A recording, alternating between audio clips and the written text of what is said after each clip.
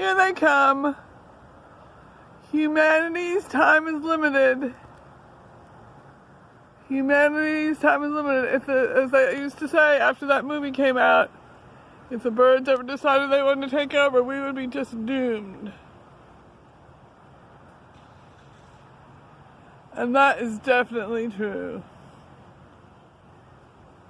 They're coming from it's almost like, you know what it reminds me of?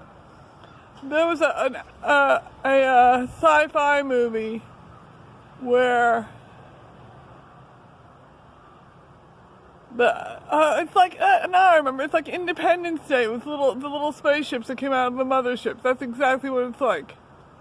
Anyone who's seen Independence Day with the spaceships that came out of the mothership, that's what this is like.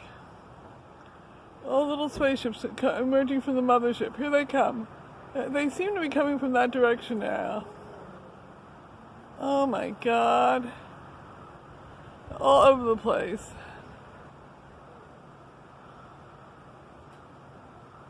Years from now, this will be a story how Allentown was decimated by flocks of crazy crows.